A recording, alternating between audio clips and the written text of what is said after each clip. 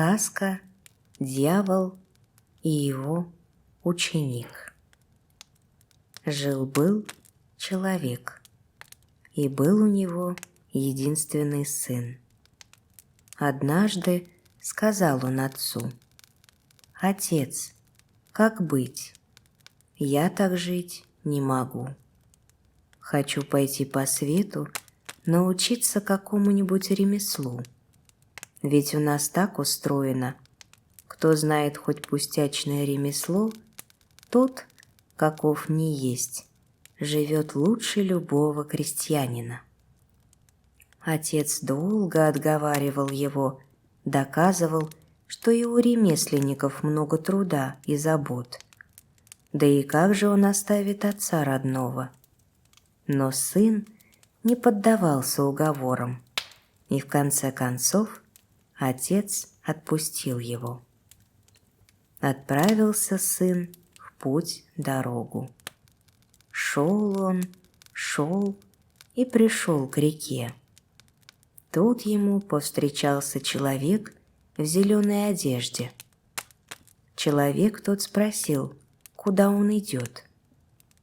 «Иду по свету, ищу какого-нибудь мастера, чтобы научиться ремеслу», — ответил молодец.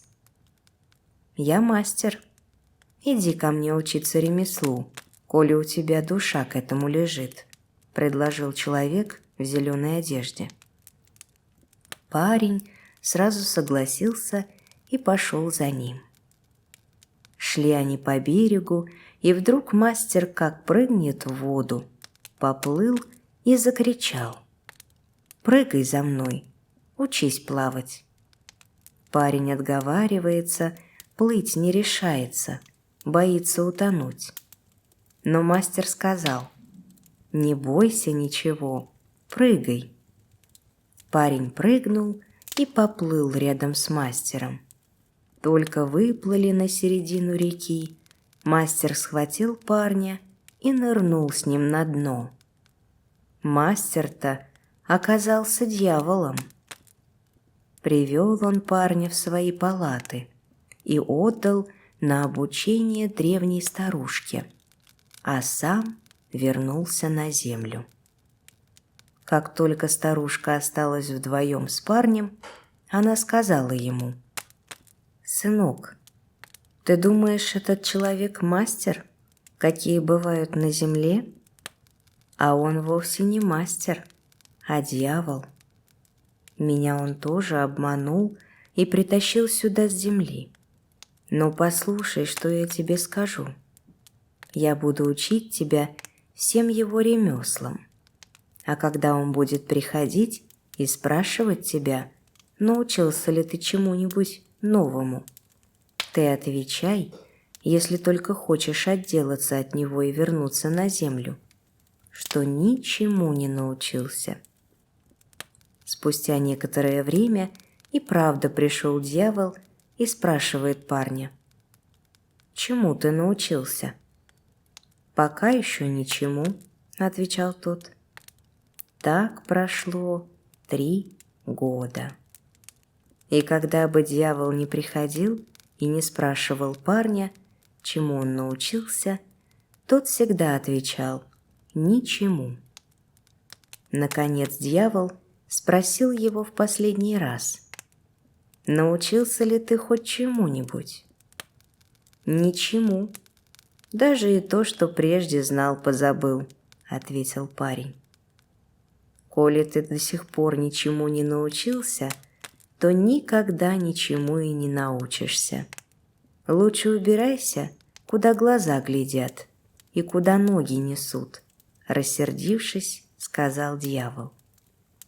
А на самом-то деле парень прекрасно научился всем дьявольским ремеслам.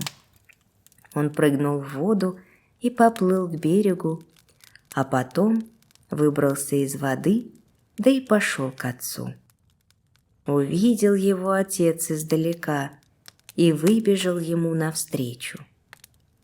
«Где же это ты пропадал, сынок?» «Учился ремеслу», — отвечал сын. В скорости пошли все в соседнее село на ярмарку.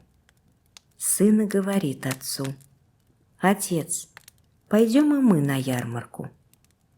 «А с чем же мы пойдем, сынок, если у нас ничего нет?»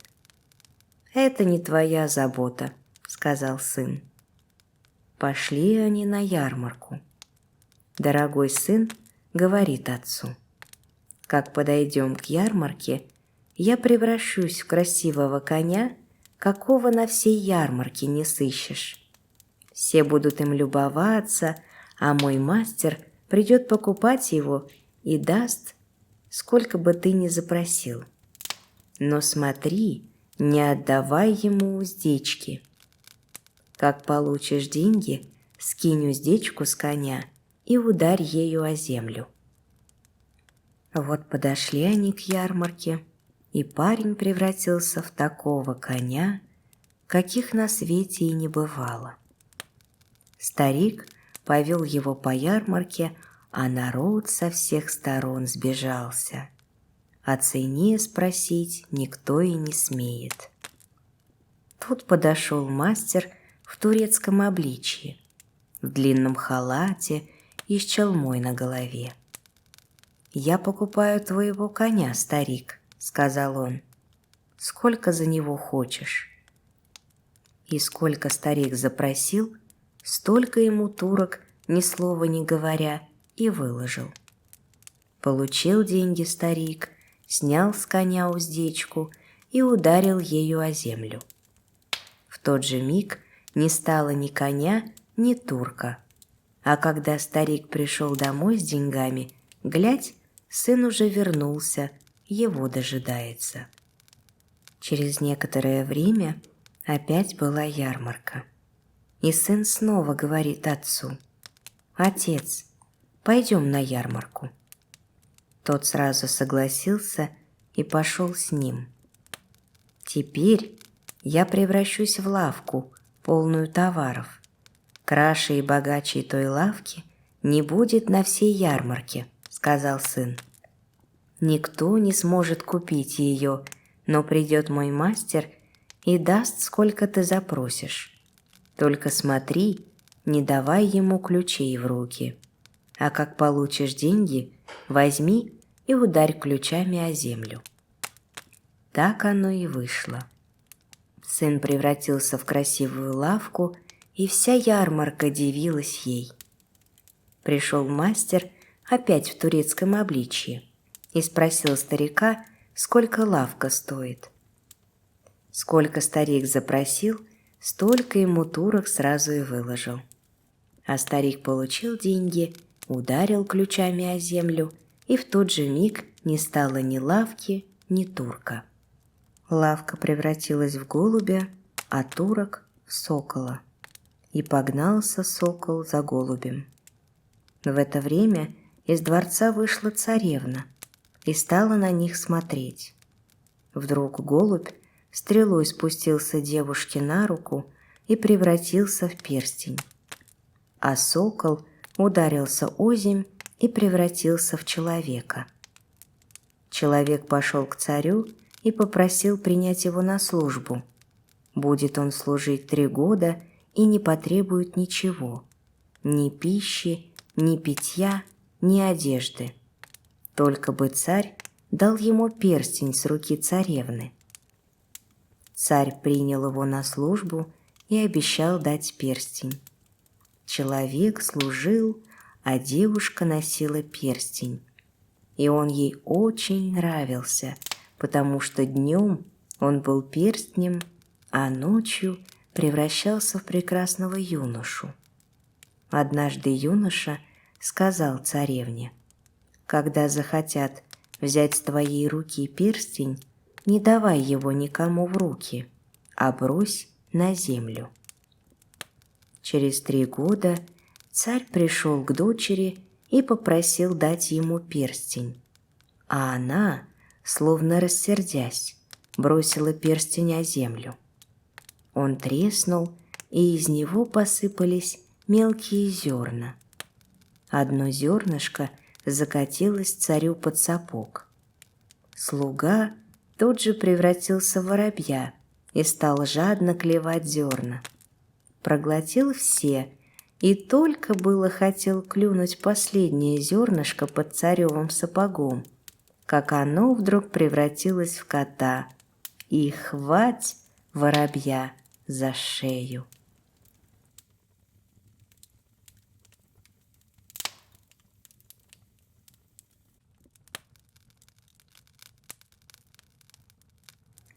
Сказка «Язык зверей». У одного человека был пастух. Много лет служил он хозяину верой и правдой. Как-то раз пас он овец и услыхал в лесу какое-то странное шипение. Ему захотелось узнать, в чем же дело, и он пошел в ту сторону. И вдруг видит, горит лес, а в огне пожара шипит змей. Пастух остановился, а пламя подходило к змею все ближе. «Пастух, ради Бога, спаси меня из огня!» — закричал змей. Пастух протянул палку, и змей по ней добрался до руки, а с руки — на шею, да и обвился вокруг нее. Испугался пастух и говорит змею: «Горе мне, тебя-то я спас, а себя погубил». «Не бойся», — отвечает ему змей, «отнеси меня к отцу, змеиному царю». Пастух не идет, отказывается.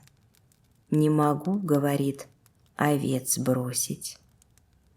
Об овцах не беспокойся, с ними ничего не случится, иди только поскорее.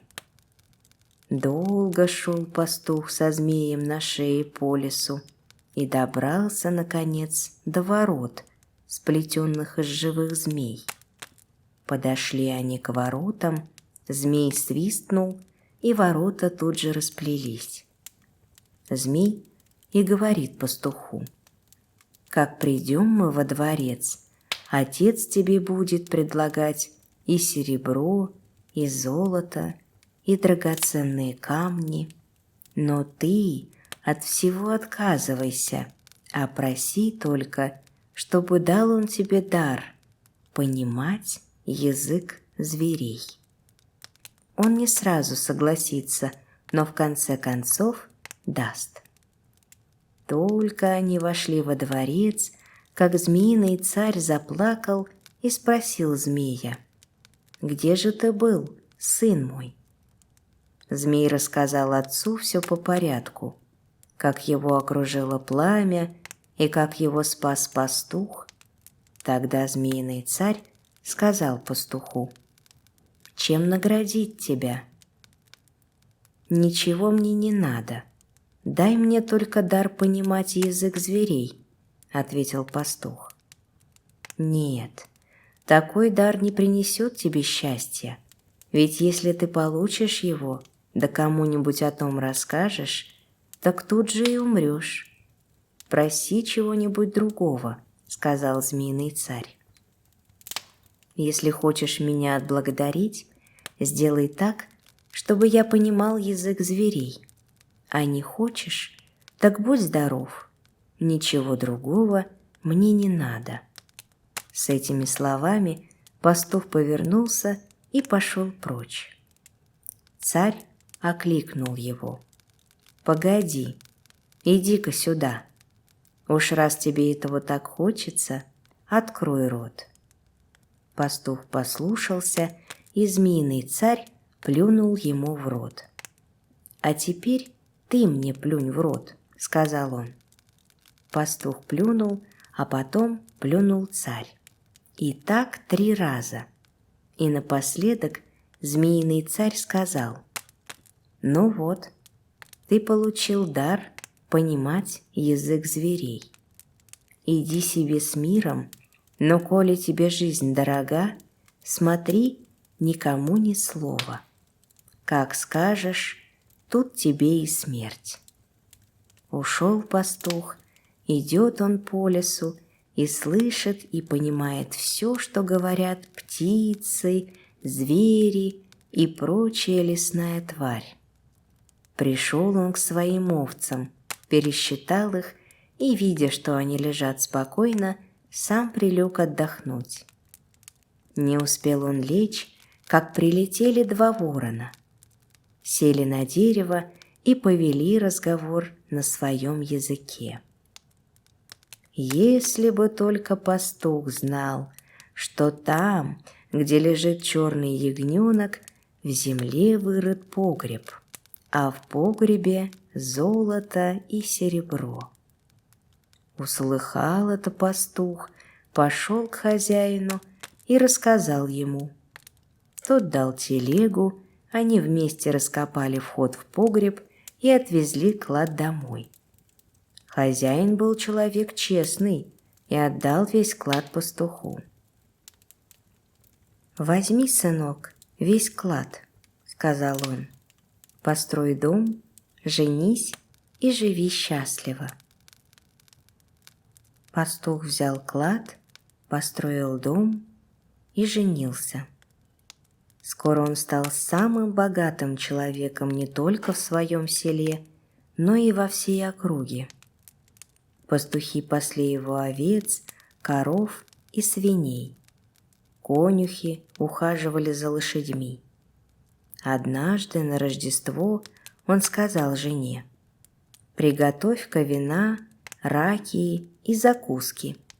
Отвезем завтра пастухам, пусть и они повеселятся». Жена все приготовила, и утром они отправились на хутор, а под вечер хозяин и говорит пастухам: «Ешьте, пейте, веселитесь, а я буду караулить стадо всю ночь». Вот в полночь завыли волки, залаяли собаки. «Можно нам прийти полакомиться?» – спрашивали волки. «Мы и вам уделим мясо». «Приходите, мы тоже не прочь полакомиться», – отвечали собаки.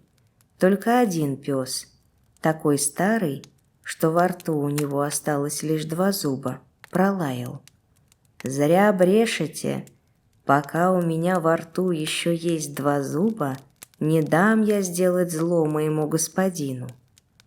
Едва рассвело, хозяин велел перебить всех собак, кроме старого пса. Пастухи стали говорить: «Бог с тобой, хозяин, жалко их». Но хозяин ответил: «Делайте, как я приказал», и поехал с женой домой. Ехали они верхом, муж на коне, а жена на кобыле. Конь ускакал вперед, а кобыла отстала. Конь заржал и говорит кобыле: «Пошевеливайся, чего ты отстала?» «Да тебе хорошо», — отвечает кобыла. «Ты везешь одного хозяина, а я 3. Хозяйку, в ней ребенка, да в себе же ребенка». Как услыхал это муж, обернулся и засмеялся, а жена, увидев, что он смеется, подогнала кобылу, поравнялась с мужем и спрашивает, чему же он смеется. Муж ответил: «Да ничего, просто так». Но жена не поверила и все приставала к мужу, чтобы он сказал ей: «Бог с тобой, жена, что же это ты? Да я и сам, право, не знаю, чему смеялся», — говорит муж. Но чем больше он отказывался, тем сильнее приставала жена. Наконец муж сказал: «Если я тебе скажу, то сразу умру». Но она не поверила ему и все упрашивала: «Скажи, да скажи». С тем и приехали домой. Муж тут же заказал гроб, и когда он был готов, поставил его перед домом. «Сейчас я лягу в гроб», — сказал он жене, — «расскажу тебе, чему я смеялся, и сразу умру». Вот он лег в гроб и в последний раз посмотрел вокруг. А в это время от стада прибежал старый верный пес, сел в головах хозяина и заплакал. Увидел это муж и сказал жене: «Принеси кусок хлеба и дай собаке». Жена принесла и кинула псу кусок хлеба, но тот даже не посмотрел на него. Тут подскочил петух и давай клевать хлеб. Пес и говорит петуху: «Проклятый обжора, тебе бы только есть. Не видишь, что ли, хозяин умирать собрался?» «Ну и пусть умирает. Дуракам закон не писан», — отвечает петух. «У меня вон 100 жен, а я со всеми справляюсь. А хозяин совсем оплошал, с одной справиться не может». Услыхал это муж, поднялся из гроба, взял в руки палку и позвал жену в дом. «Пойдем-ка, я тебе все поведаю», — сказал он, и давай палкой ее охаживать.